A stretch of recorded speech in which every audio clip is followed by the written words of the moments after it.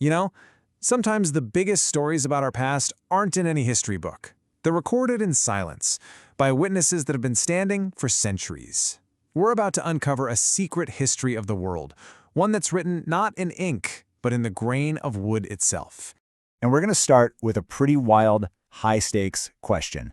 Is it possible that a tree could solve a mystery surrounding one of the most valuable objects on the entire planet? So, this is the object at the heart of our case. It's called the Messiah Stradivarius. It was made way back in 1716, and it's valued at over $20 million. Why so much? Well, because for over 300 years, it's barely even been played. It's in basically brand new condition. But then, in 1999, things got messy. A bunch of experts from the Metropolitan Museum of Art, a pretty big deal, went public saying they weren't sure it was real. All of a sudden, the art world has this huge problem. How on earth do you prove where a 300-year-old masterpiece came from when the paper trail is, well, fuzzy at best? Well, the answer wasn't going to be found in some dusty old archive. The key to cracking this whole thing wide open was actually hiding in plain sight, encoded right into the violin's body. We needed to unlock the tree's fingerprint.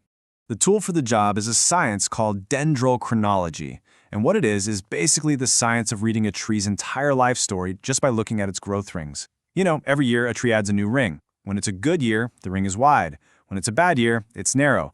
And that pattern creates this totally unique record, almost like a fingerprint or a barcode. The whole process is a lot like forensic science. First, you take a sample by very carefully measuring the ring pattern on the object. Then, you take that pattern and you compare it against this enormous database. We're talking thousands of patterns from other instruments, old buildings, you name it. And finally, you let some powerful software run over 1 million possible comparisons to find a statistically perfect match. Okay, so we've got our forensic tool. Let's get back to our 300-year-old cold case. By analyzing the rings in the wood, could science finally settle it? Did the Messiah really come from the legendary workshop of Antonio Stradivari? The wood was about to talk. And this right here is the smoking gun. That t-value is just a score that tells you how strong a match is. Anything over 8.0 means the wood almost certainly came from the same tree.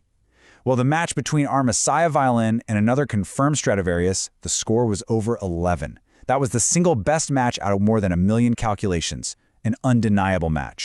I mean, listen to what the expert, Peter Ratcliffe, had to say. He said it is next to impossible that these results were just a coincidence. The tree's fingerprint had spoken. The Messiah was the real deal. Case closed. But here's the thing. Proving a $20 million violin was authentic, that was just the very beginning. This success was huge, sure, but it opened up a much, much bigger question. I mean, think about it. If tree rings can hold forensic evidence for one small wooden object, what other secrets could they tell us if we started treating all the forests on the planet like a giant living historical archive? And that question takes us from the art world to something much larger, uncovering the secrets of the storms. Could tree rings actually reveal the history of natural disasters from a time way before we had the science to record them? So the hypothesis was this. The incredible physical stress of a hurricane, winds snapping off branches, salt from the ocean poisoning the soil, all that would really slow down a tree's growth.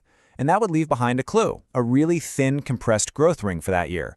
The tree would literally have recorded the storm in its own body. And they proved it. First, they matched the tree ring data to the official NOAA hurricane records, which go back to 1851. And boom, a perfect match. Then they went even further back, comparing the rings to these 500-year-old Spanish naval archives that recorded shipwrecks. And guess what? The years with a ton of ships sunk by storms were the exact same years the trees had those thin rings. Another perfect match. The trees were rock-solid witnesses. And once they knew they could trust the trees, scientists uncovered something nobody had ever seen before. A connection that ties together the sun, our oceans, and the birth of the modern world. So a researcher named Valerie Truitt is digging through this new tree ring archive, and she finds something wild. For a 70-year stretch from 1645 to 1715, Atlantic hurricanes basically disappeared. The storms just stopped. Now check out this timeline. That 70-year hurricane drought didn't just happen in a vacuum. It lines up perfectly with two other huge events. First, an astronomical event called the Maunder Minimum, which was a time when the sun's activity got really, really quiet. And second, on Earth, that was the exact same period when transatlantic trade absolutely exploded and the foundations of our modern economy, like the Bank of England, were built.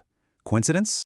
The connection is just mind-blowing. The quiet sun led to a slightly cooler planet, which in turn meant calmer seas, and suddenly that incredibly dangerous transatlantic voyage became way safer, way more predictable. For the first time ever, investors could reliably get their ships and their cargo across the ocean. This reliability sparked a massive boom in trade, creating the huge piles of capital that were needed to ignite the engine of modern capitalism.